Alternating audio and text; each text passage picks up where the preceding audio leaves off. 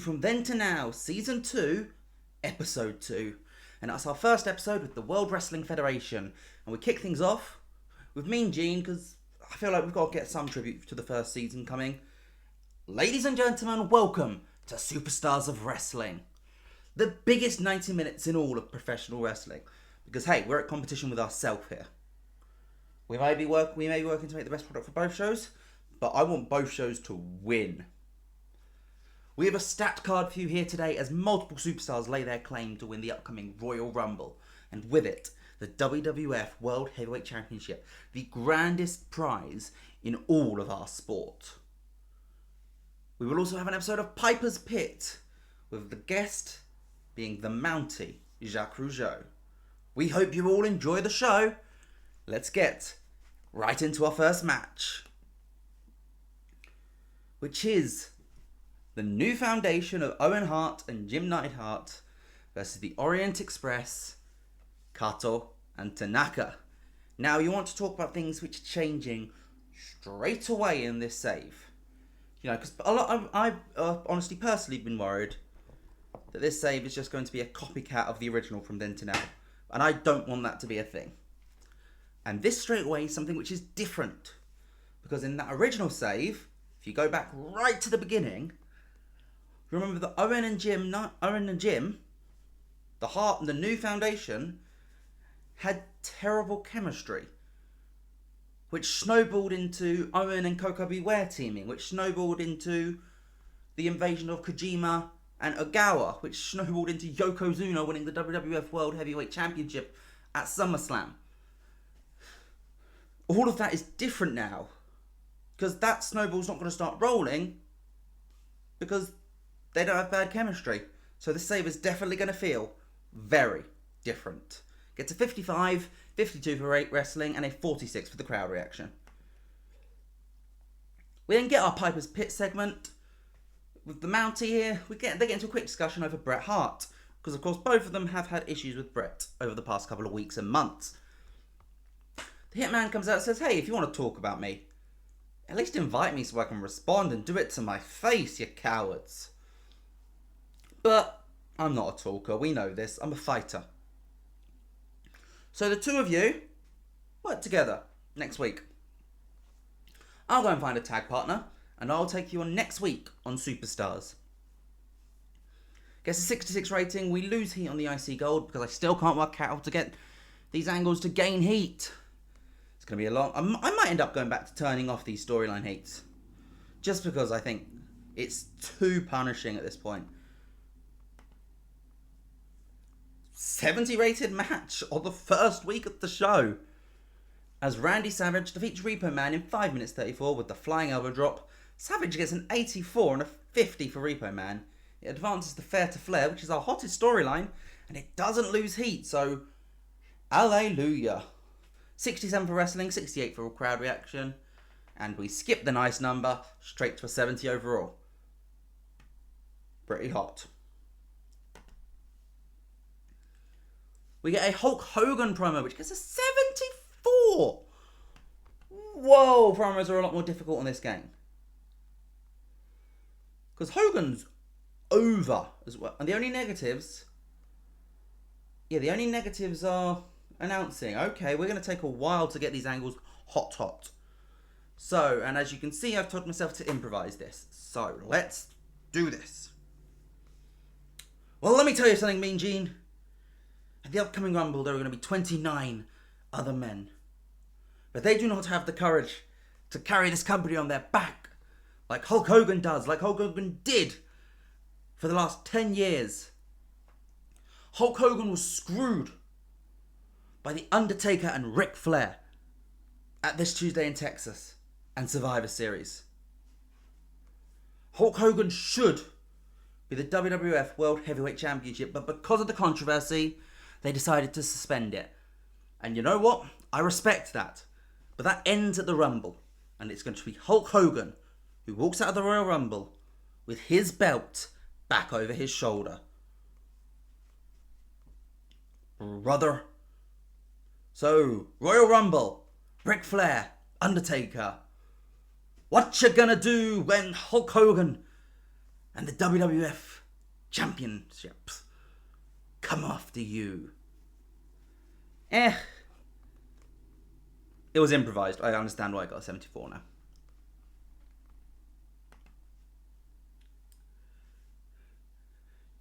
Jim Duggan teams up with the Bushwackers here to take on the Genius and the Beverly brothers. And it's the Genius and the Beverlys who win when Blake Beverly pins Luke with the super fall-away slam. This is an early 90s tag team finisher. That sounds dangerous.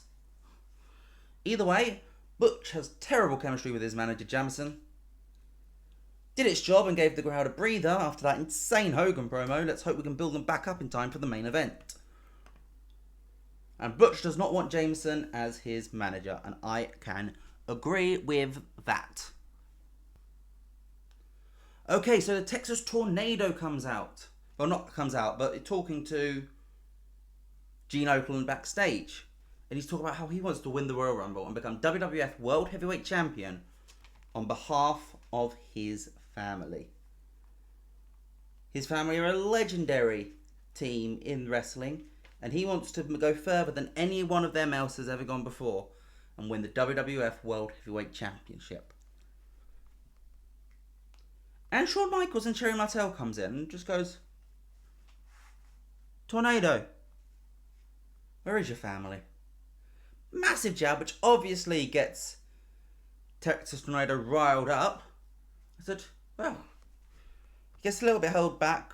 Like Gene Okerlund gets in the middle of them, and a referee jumps in to quickly put an arm through. And Shawn just goes, well, surely if you or they cared enough, wouldn't you be using your family name? And Shawn just walks off. Sherry just looks over, points her long finger, just smiles and walks off. Gets a 53. Texas Tornado was penalised during the effects of going through personal issues. He's a Von Erich, of course he is. And the story Never Fire into a Tornado has started. The crowd's still simmering. We haven't completely killed them, but we haven't gone back yet. As Hercules defeats Jimmy Snuka with the backbreaker rack. And they have great chemistry, actually. It's interesting to know. I doubt I'm ever going to redo this match.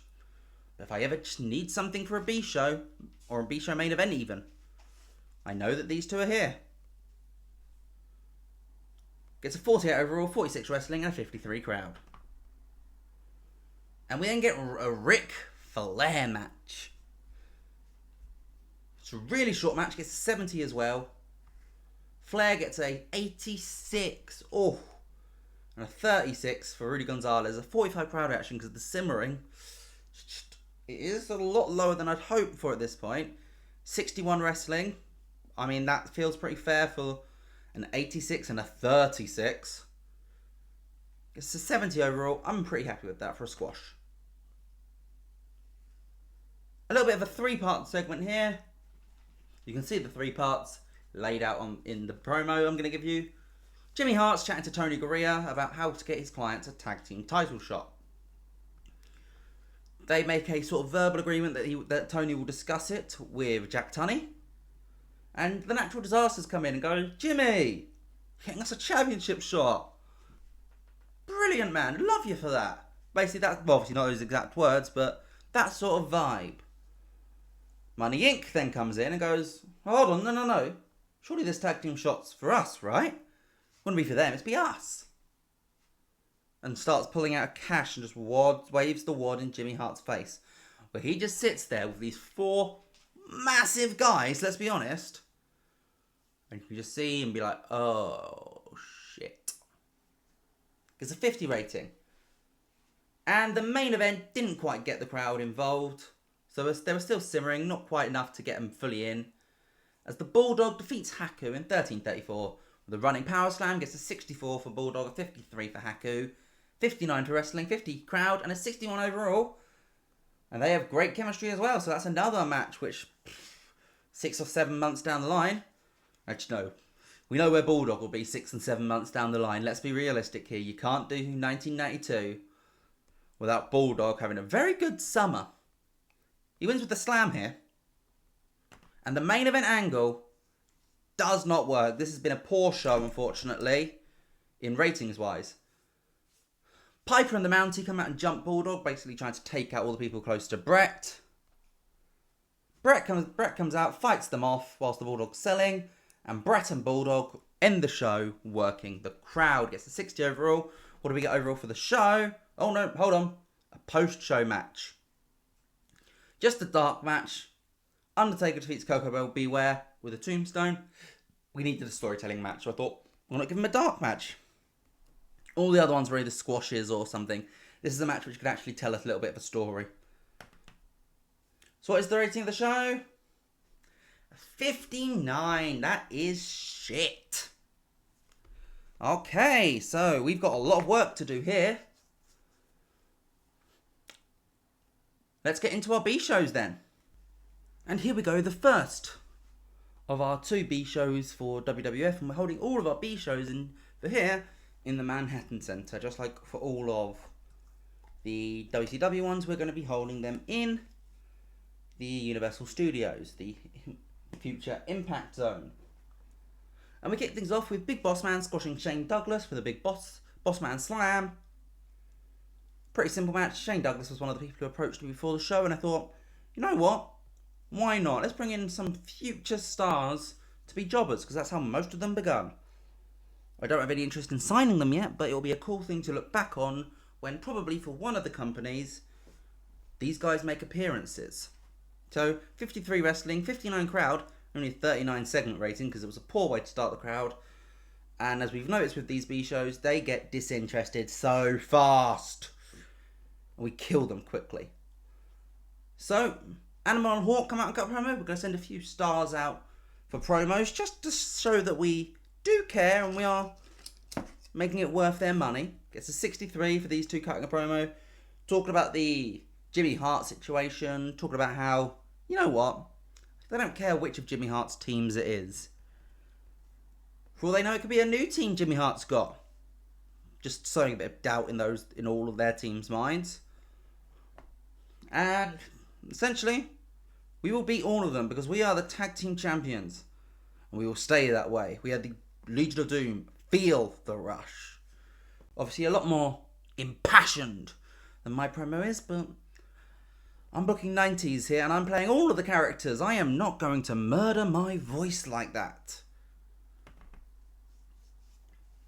The Mountie defeats, employed jobber Dale Wolf, who probably is one of the first on the chopping block, should we need to save a bit of money if we're making losses. We won't know until the end of the month though. A 45 wrestling rating, a 38 crowd, and a 48 segment overall. The Mountie gets a 56. It's sad seeing him so low after all the work we did in him in the first save. 48 rating though.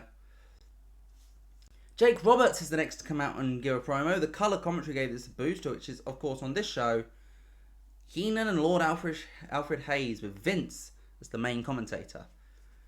We are scouting for a new lead commentator, I'm going to be honest about that. Gets a 59 rating, pretty good stuff. Bo Beverly defeats Devin Hughes and Mark LaMonaco for the Bushwackers versus Beverly Brothers feud. They hit the Shaker Heights spike, that famous one which goes viral every few years, where they go headfirst into the mat. And it'll be interesting to see what Devin Hughes and Mark LaMonaco get up to. It'll be interesting to know. They have excellent chemistry team together, so I hope somebody hires them to do both. It won't be me for a while, though. I'm not hiring the Dudleys in 1992. That's completely unrealistic. They were in the local area, so I just hired... in this situation, I just claim I hired 2 local independent wrestlers, and I put them in a tag team together. They do that all the time, even if they're not actually a tag team. Which, at this point in time, they weren't. 34 wrestling, 25 crowd, 27 overall. This crowd is dying, and Sid Justice has just killed it. He was backstage, so not even in the ring this time. He cut his promo, talk about how he's going to win the Rumble. No matter how much Flair or Hogan wants to, it's going to be the era of Sid. It's a 60 rating. Bulldog and Hitman cut a promo. just in sort of like the gorilla position back then, which isn't actually gorilla position yet. But Bulldog agrees officially to be Hitman's partner. And we get that main event match. Well, we put them together for the first time just to see if they had bad chemistry, because I didn't want to reveal that on a main show.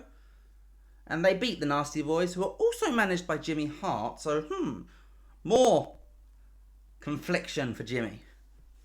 Brett picks up the win, submitting Brian Knobbs with a sharpshooter. Gets a 57 overall. 57s across the board. They do not deserve this dead crowd. I am sorry, guys. Gets a 56.